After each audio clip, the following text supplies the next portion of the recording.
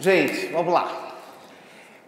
Hoje a gente está aqui, o Conversa de Raiz é um projeto que tem a intenção, na verdade, mais do que a intenção, tem a ambição de fazer com que nós saibamos, nós, sobretudo a juventude, quais são os legados da cultura negra, em particular, o legado do samba, porque é preciso entender isso. Esse senhor, o samba é um senhor, o samba não é um menino, o samba não é um adolescente, o samba é um senhor idoso. Mas é importante que a gente entenda quais são as relações que o samba tem a ver com a juventude. O que o samba tem a ver com vocês, tá certo? Então a gente tem várias questões. Nós estamos no Itapuã, não é? Então a gente, por exemplo, tem esse debate sobre a quebrada, sobre a periferia. O samba também nasceu periférico. O samba também nasceu a partir de experiências duras. A virada do século XIX para o século XX, para a população negra, a gente muitas vezes pensa equivocadamente, né? Como disse o Caê quando ele abriu o evento cantando 14 de Maio, que é uma música de Lázaro Matumbi e Jorge Portugal. No dia 14 de maio eu saí por aí, não tinha emprego, não tinha trabalho, não tinha para onde ir. É isso, né? Pensando um dia em descer a favela, mas eu nunca desci. Então, a gente vai falar um pouco sobre isso, sobre esse universo, sobre esse mundo, né? Sobre essa coisa complexa, porque a gente muitas vezes não sabe.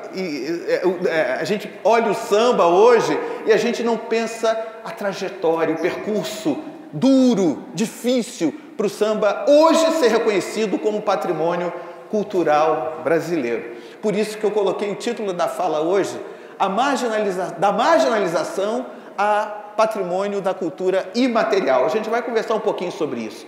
Um pouquinho, eu não vou me estender muito, mas eu acho que é importante. Como é que é seu nome? Hilton? Newton. Então, Newton, vamos lá para a próxima lâmina. O que vocês conseguem ver aqui? O que vocês veem aqui?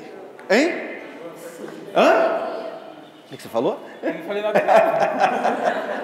O que vocês veem aqui? Podem falar o que vier à cabeça. O que vocês estão vendo aqui? É uma festa? Hã? Aqui uma roda de samba das antigas. Provavelmente a roda de samba que seus avós frequentaram. Isso aqui é samba do passado. É a roda de samba das antigas. Aí não está muito nítido porque está claro, mas dá para ver mais ou menos, não é? Isso aqui é uma roda de samba, sabe? Aquelas das antigas, como a gente diz, tá certo? Uma roda de samba, né? Vocês conseguem ver uma roda de samba? Se parece com samba hoje? Um pouco, talvez. A próxima, por favor. Que atividade é essa? Não está muito nítida a imagem, mas que imagem é essa? O que vocês conseguem ver aí? Frevo. Terno de frevo. Alguém já foi a Recife? Ou alguém já viu Galinho da Madrugada aqui em Brasília? Vocês conhecem frevo? Conhecem? Tem ideia, né? Tem uma ideia, né? Pois é, isso aqui é um terno de frevo. À frente do terno de frevo vinham os capoeiristas, porque o terno de frevo precisava ter uma segurança. Então, geralmente, aquele passe, pá, aquilo tem a ver com a capoeira, com a ginga da capoeira, entendeu? Então, o terno de frevo ele era protegido pelos capoeiras, né? Se vocês olharem bem, esse movimento do frevo se parece com a ginga da capoeira. Próximo, por favor. Bom, a capoeira. A capoeira. Tem algum capoeirista aqui? Tem alguma capoeirista aqui? Muito bem. Angoleiro? Regional. Angoleiro? Regional. Né? Eu não vou entrar nesse mérito, mas enfim, é a velha história entre bimba e pastinha. Mas outra hora a gente conversa sobre isso. Mas uma roda das antigas também. Isso aqui é uma roda das antigas, né? Uma roda das antigas. Capoeira, inclusive, hoje que tem uma presença feminina significativa, porque no passado era considerado o espaço da masculinidade, da presença masculina, e hoje há uma luta feminina, assim como em outros espaços, para que as mulheres sejam representadas. Próximo, por favor. E aí? Aí vocês não sabem. Baile de? Hein? Sim, mas é um baile de? Zéu. É um baile de? Não, soul. Soul music. É um baile de soul. Anos 70. Vocês não têm ideia disso, mas seus pais têm. Seguramente. Seguramente. Um baile de soul music, né? Eu fui dessa... Eu era jovem nessa época. Eu era jovem. Frequentei nos anos 70 os bailes de soul. Frequentei. Né? Isso tem muito a ver, inclusive, com a minha identidade. A minha formação identitária passa pelos bailes. Vocês sabem o que é soul, né? Todo mundo sabe. James Brown, né? E outros famosos. Mas James Brown é o ícone da soul music, né? Aquele... como é que é? I Feel Good, Sex Machine, né? Então, essa é a referência, são referências. Tá certo? Eu me esqueci seu nome. Nelson, Newton, vamos lá. E aí? Aí sim. Aí é um baile, aí é uma roda de hip hop, né? Break dance, né? Break dance, né? Que juntamente com o grafite, como é que é? O MC, é o conjunto, né? O rap, a música, a poesia, o grafite, a dança, não é? Tudo junto forma a cultura hip hop. Tô certo ou tô errado? Vocês me corrigem? Eu tô certo, né? Eu acho que eu tô certo. Recebe? Muito bem. Uma roda, um momento, né? De uma performance, uma apresentação de hip hop, né? Ou de break dance, melhor dizendo. Newton. E aqui é o baile de favela, aí sim, né? O baile funk, né? E aqui essa foto eu achei interessante porque mostra a favela lá em cima e mostra o baile acontecendo aqui embaixo. Quem é funkeiro aqui? Quem é funkeira? Quem compõe aqui? Não tem? Ou seja, ninguém participa de batalha de rap, por exemplo, batalha de rima? Ninguém participa de batalha de rima? Hein? Ah, já. Então tá bom, tá legal. Bacana. Aqui é o famoso baile de favela, né? Como diz a música lá, né? Som de preto, é som de preto de favelado, mas quando toca ninguém fica parado. É aí, ó, né? Essa história, né? Newton, por favor. Então, por favor, gente, agora eu quero que vocês me digam o que o soul, o samba, o funk, o frevo, a capoeira, o hip hop tem em comum. Alguém pode, assim, sem receio de dizer bobagem. Aqui a gente chama uma conversa. Hein? Fala alto. Isso aí tudo tem preto aí no meio da vida. Isso. É coisa de preto. Isso é cultura negra. Isso é cultura negra. Tudo isso é cultura negra. Como é seu nome? Fábio. Mas além do que o Fábio disse, beleza, ótima observação. Tudo isso é fruto, né? Tudo isso é arte, e tudo isso é produção, é construído a partir da população negra. E que mais? Que mais? Hein, turma? Vamos lá? Que mais? Hã? Então, vamos lá, vamos tentar entender quais são as relações. Newton, por favor. Todas essas práticas foram, de alguma forma, criminalizadas. Criminalizadas. O que é criminalizado? Perseguição policial, encarceramento. É verdade. O samba, que no passado, né, enfrentou muitas dificuldades, não era difícil um sambista ser autuado e preso por estar com um violão debaixo do braço, por estar com um pandeiro debaixo do braço. O samba foi perseguido e foi hostilizado durante muito tempo. Vários sambistas foram encarcerados, sofreram perseguição policial. E em várias circunstâncias nós tivemos sambistas encarcerados. Isso também valeu para várias outras práticas culturais. Eu me lembro que na época dos bailes soul, camburão, você conhece essa expressão, camburão, carro da polícia? Ficava na porta do baile para ver o que a gente trazia no black, né? tinha um black, né? O que via no cabelo? Saber se tinha maconha, cigarro de maconha no cabelo. Você arrumava o black todinho, chegava lá no baile, o cara despenteava o seu black todo. E era a prática policial, você não podia reagir, não podia. Óbvio que nós ficávamos muito incomodados, muito aborrecidos com essas práticas, percebe? O hip hop, porque o hip hop, vocês sabem, né? A pegada do hip hop é social, né? A história do hip hop, quando ele começa, é crítica social, não é não? Eu estou enganado. É crítica, não é? Me parece que é por aí. Então, todas essas práticas, o frevo, a capoeira estava no código de vadiagem. Né? No Código Penal, deixa eu refazer, no Código Penal a capoeira constava como vadiagem, tem lá o artigo, prática da vadiagem, capoeiragem era punida com reclusão, com encarceramento, era isso, entendem? Então acho que é bom vocês fazerem essas conexões. Eu estou falando de algumas práticas, eu não estou falando de todas, hein? Eu estou falando de práticas que eram historicamente hostilizadas. Newton, por favor. Mas, suponhamos que aqui fosse uma avaliação, Aí eu pensei uma questão. Se eu apresentasse para vocês uma questão com esse texto, conforme está amplamente difundido na cultura brasileira, o samba nasceu na Bahia, onde se desenvolveu desde sua origem. Alternativa A. Alternativa B. É natural do Rio de Janeiro, sendo genuinamente carioca. Alternativa C. É originário das culturas africanas que forneceram sua base. D. Nenhuma das alternativas estão corretas. Vamos lá. C. A. B. Alternativa C. B.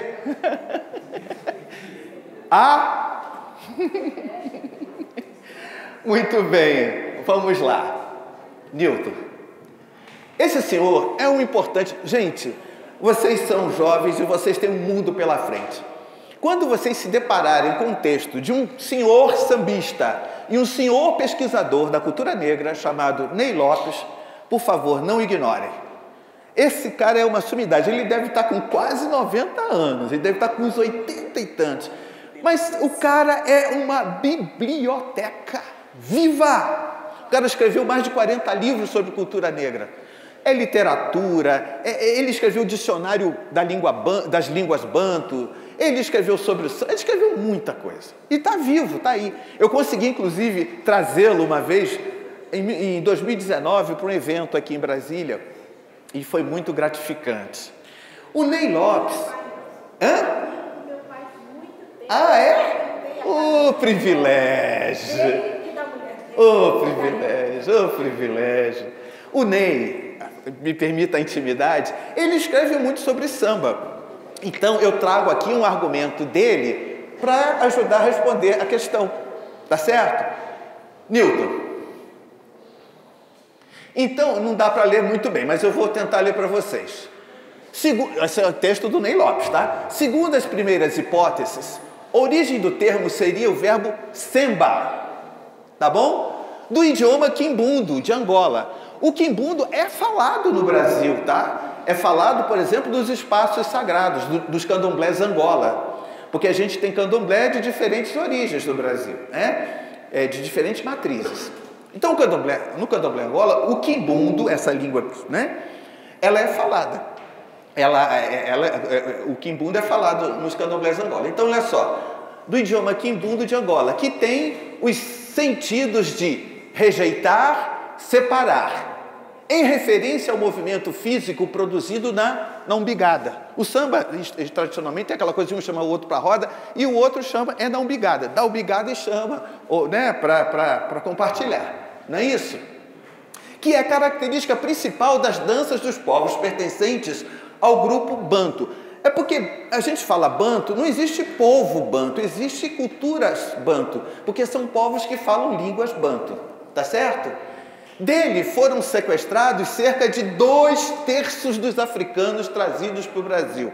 o Brasil foi, de longe, o país que mais explorou o tráfico atlântico. O tráfico, né? O tráfico de população africana para ser escravizado.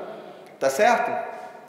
Como escravizados. Entretanto, a origem preferível talvez seja o outro sentido que tem o verbo semba, do quimbundo. O de agradar, encantar, galantear. Pois no samba tradicional, a umbigada, real ou simulada, é antes de tudo o movimento corporal, dirigido ao par, como convite para entrar na dança. Então fica aí uma definição de samba. O samba não é a origem, tá? É óbvio que na Bahia você tem uma riqueza específica e o samba que se produziu lá. No Rio de Janeiro também, mas a bem da verdade, o samba ele não é baiano e ele não é carioca. O samba, a matriz do samba é africana. Quem gosta de samba? Quem já ouviu Diogo Nogueira?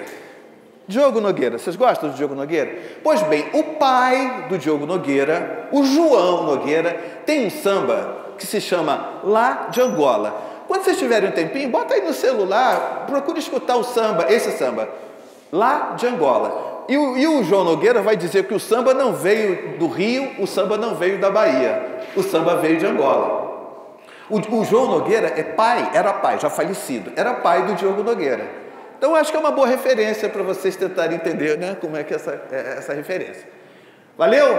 Ney Lopes, por favor, gravem esse nome. Se vocês querem conhecer sobre samba, leitura imprescindível. Também escutem os sambas de Ney Lopes, porque os sambas de Ney Lopes são sambas muito, muito relevantes. Newton, por favor. Mas vamos pensar um pouquinho sobre o samba na capital do Brasil, porque afinal de contas eu também vim aqui para falar sobre algumas experiências do samba local. Brasília tem 63 anos. Mas a experiência, porque olha só, os funcionários públicos que foram transferidos para a nova capital também vieram culturas de outros estados. O Rio de Janeiro era a capital da República. Com essa vinda de servidores públicos e servidoras públicas, também veio um pouco da experiência cultural do Rio de Janeiro. Vocês concordam comigo? Então isso é muito relevante. A minha mãe é servidora pública transferida em 1960 para a capital da República. Eu nasci aqui. Eu sou de 1961. A minha mãe, ela era servidora pública, minha mãe do Rio de Janeiro, entendeu? E muitas pessoas do Rio de Janeiro tiveram, por força das circunstâncias, que mudar, afinal de contas era a nova capital. Muita gente não veio, tá? Muita gente se recusou, muita gente foi exonerada do funcionalismo público porque se recusou a vir para Brasília. Minha mãe não era maluca, tinha 4 filhos, né? Quer dizer, eu sou o quarto. Já tinha 3 filhas, eu fui o quarto, depois veio meu irmão. Então, essa experiência é muito interessante, porque logo de início, nos anos 60, você vai ter a luta para se construir um carnaval brasiliense. Óbvio, apadrinhado pelas escolas de samba do Rio de Janeiro, mas um carnaval de Brasília. Vocês querem ver uma coisa? Newton, essa imagem não está muito nítida, mas essa imagem é da Aruque, num dos primeiros carnavais dos anos 60. Tá certo? É pena que está um pouco claro. Mas a imagem procura mostrar o carnaval já na primeira década de existência da capital, do Distrito Federal, né? Vamos pensar o quadradinho, né? Não falar, porque o Distrito Federal não é só plano piloto. Então, escolas de samba surgiram aqui, como a Aruque, né? Foi muito importante, foi e continua sendo, assim como outras escolas de samba foram crescendo e tem escolas que já têm uma história de décadas, outras mais novas, né? Então, acho que é importante entender isso, saber como é que isso foi constituído. Tá bom? Newton. Aqui a gente tem a figura do Newton Sabino. O Newton Sabino foi um dos presidentes importantes da Aruque, de 75 a 80.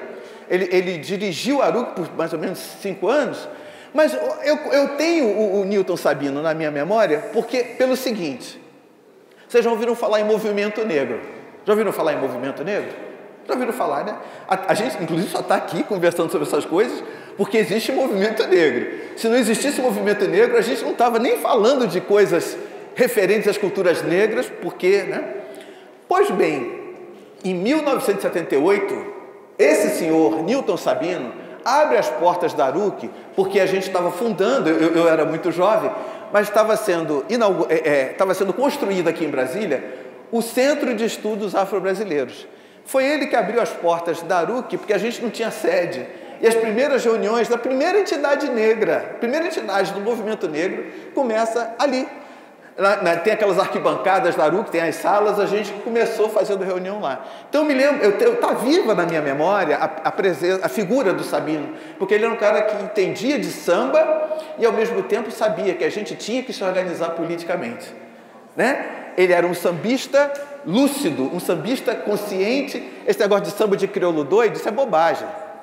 Nós somos muito lúcidos. Pode prestar atenção, olha, presta atenção em alguns sambas de Antônio Candeia Filho. Prestem atenção em alguns sambas de Dona Ivone Lara. Prestem atenção em alguns sambas de Paulinho da Viola. Vocês vão ver que negócio de samba de crioulo doido, isso é palhaçada, desculpa. Isso aí é um argumento para nos desqualificar. Então, acho que é importante entender essas presenças. Newton, o próximo. Um outro figura importante, né?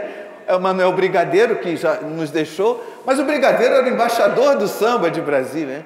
O Brigadeiro era uma figura importante na história do samba e ele sempre foi muito presente nas rodas de samba, nas rodas de samba, sobretudo esse samba.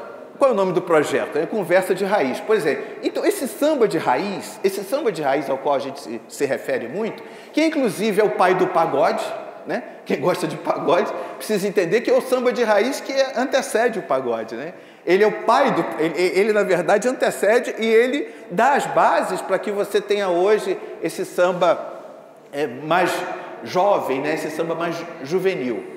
Tá certo? Então, o Brigadeiro é uma referência. Quando a gente começar a escrever mais sobre o samba em Brasília, não tem como escrever sobre o samba sem falar de Brigadeiro. Eu o conheci, não tinha proximidade com ele, mas eu o via nas rodas e sempre uma figura muito carismática. Eu diria que Manuel Brigadeiro era uma figura carismática. Assim, né?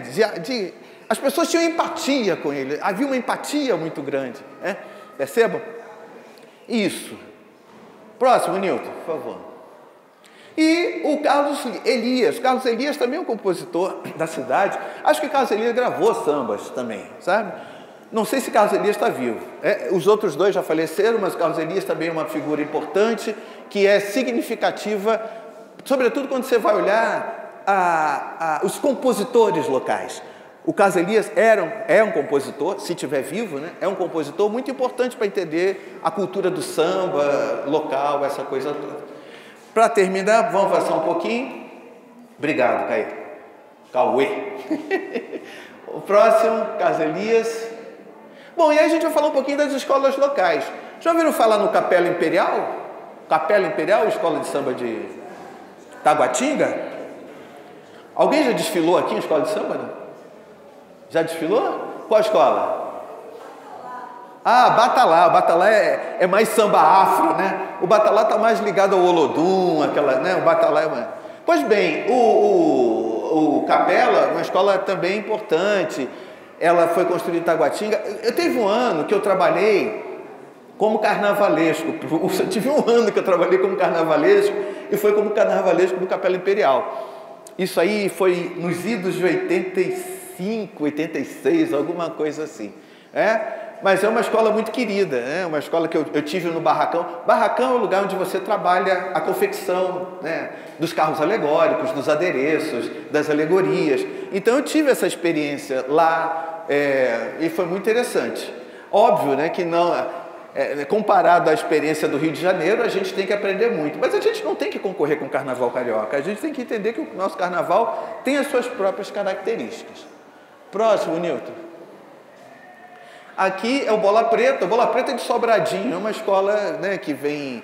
Né, enfim, é uma escola que é referência para o lado de cá. A Bola Preta também concorre, também está com... Né? Não sei se vocês conhecem, já ouviram falar do Bola Preta, mas é uma das escolas...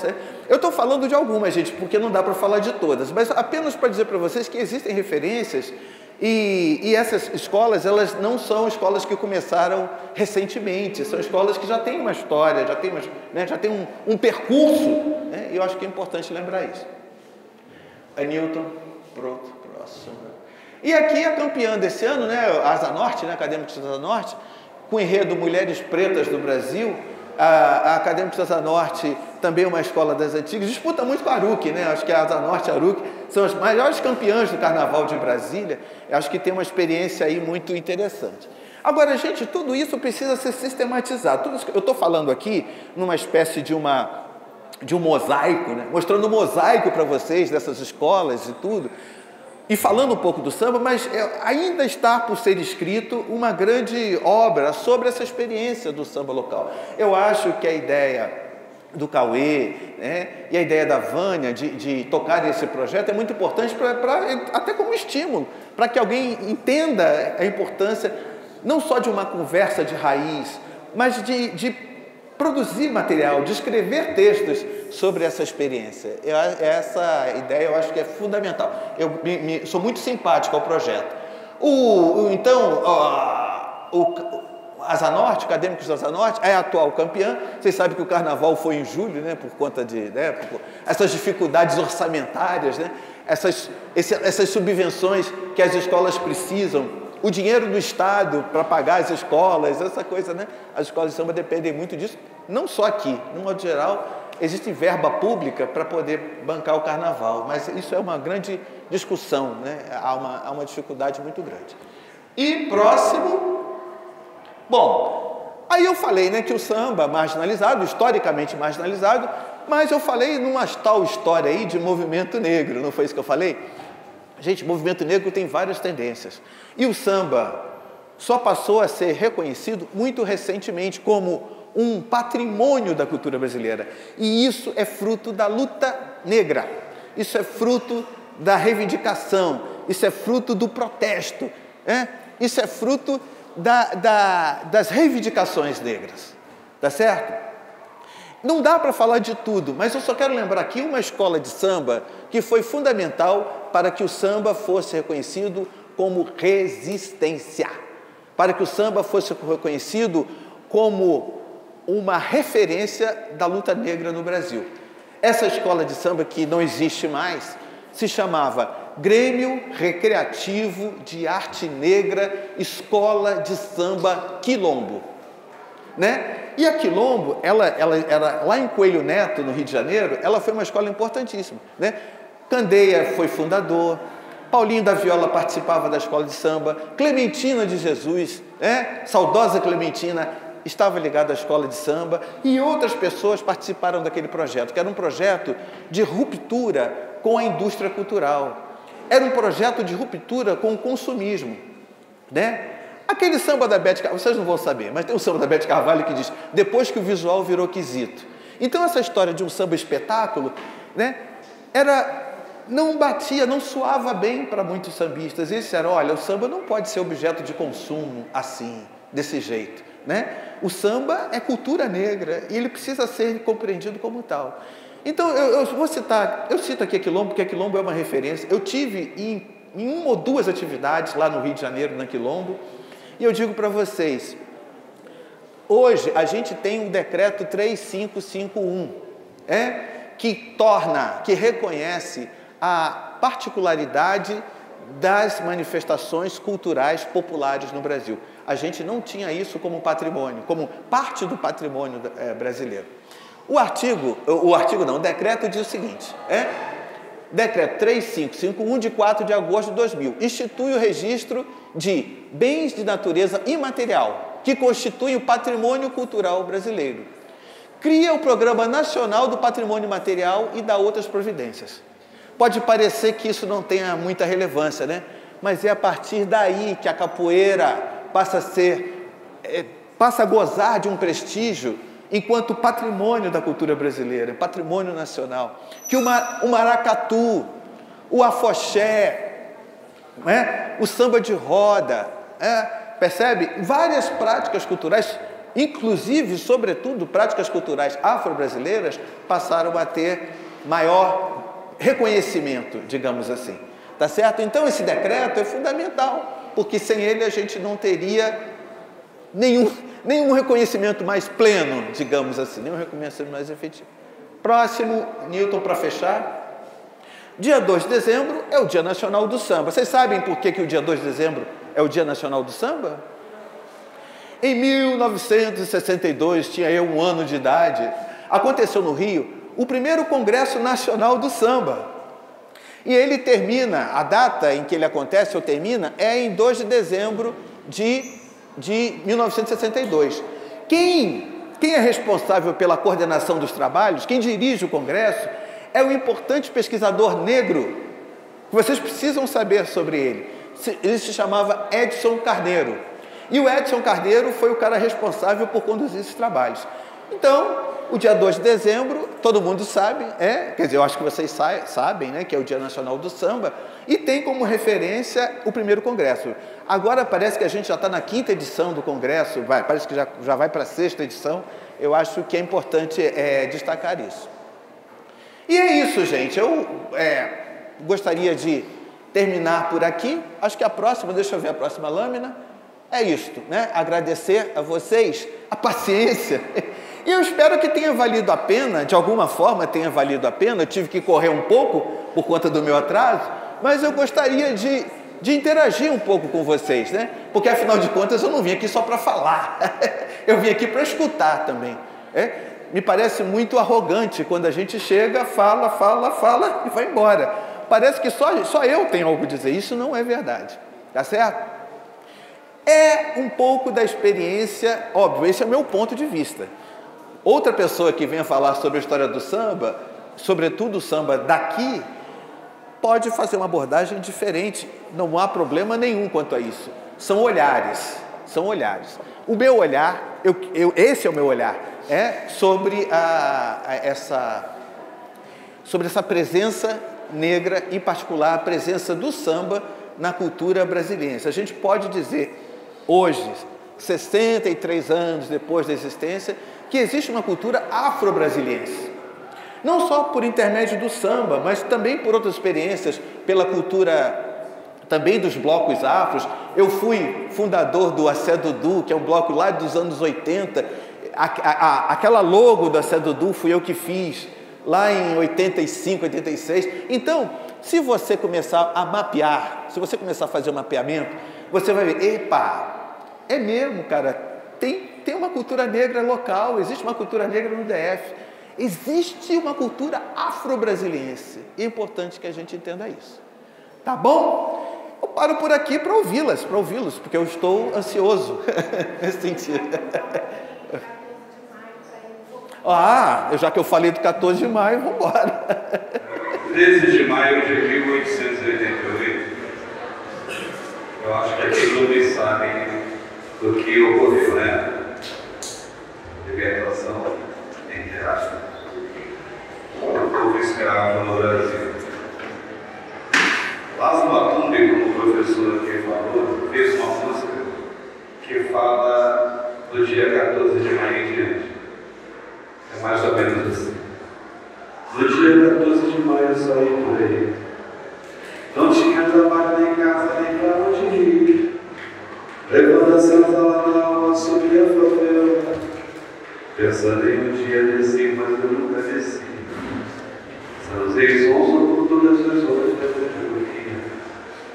Um dia com fome no outro, sem o que comer. Sem nome, sem identidade, sem fotografia. O mundo me olhava, mas ninguém queria me ver.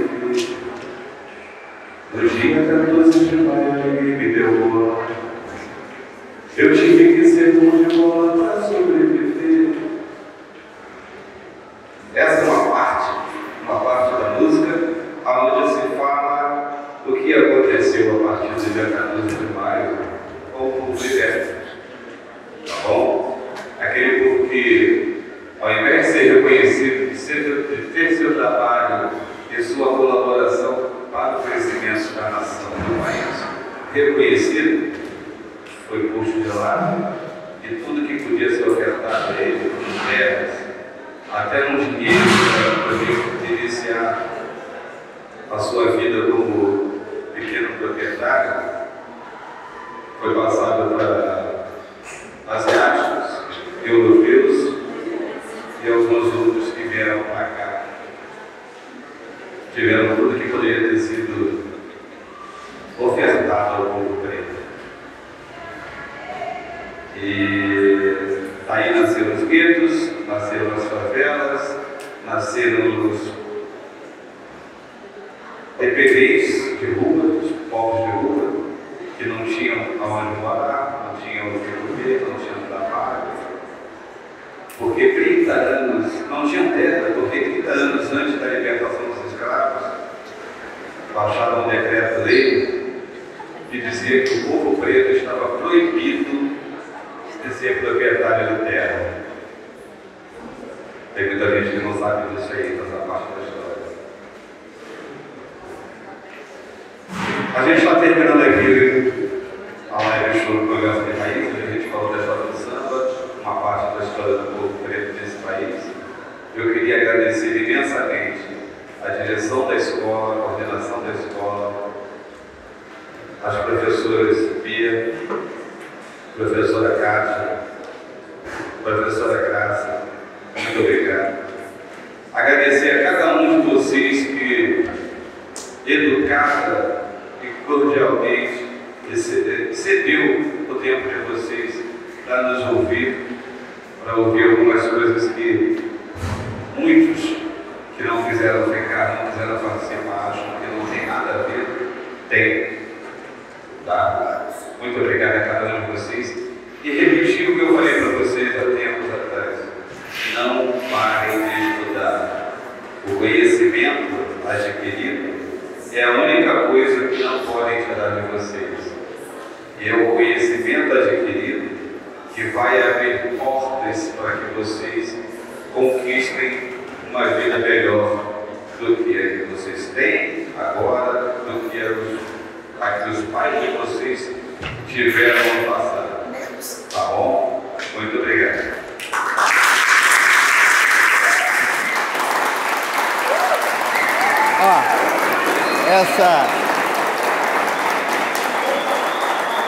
Esse argumento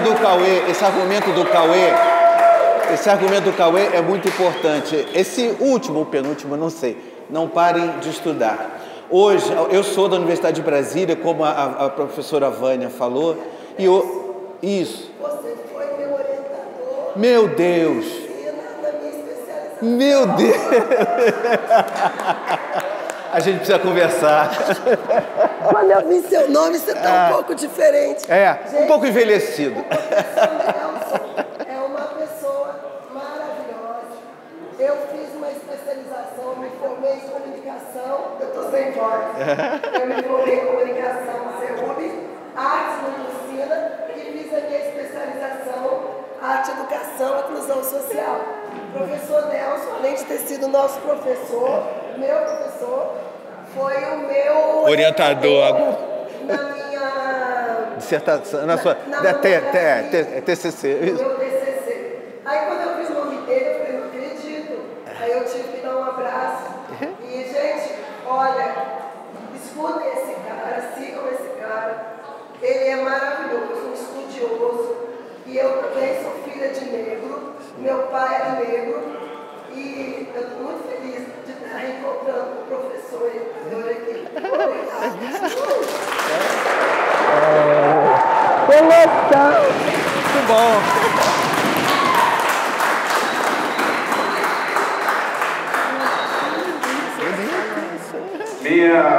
A minha equipe, ela é composta de 95% de mulheres, né? Mas a gente tem alguns homens que também são muito importantes para a gente. E tem gente que estudou e ainda estuda muito. Eu tenho aqui a professora Vânia, que é química.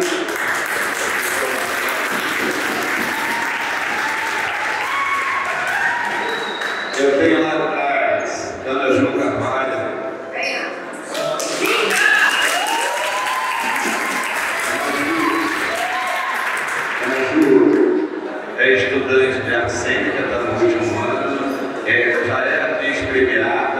a escritura dirige e a minha filha.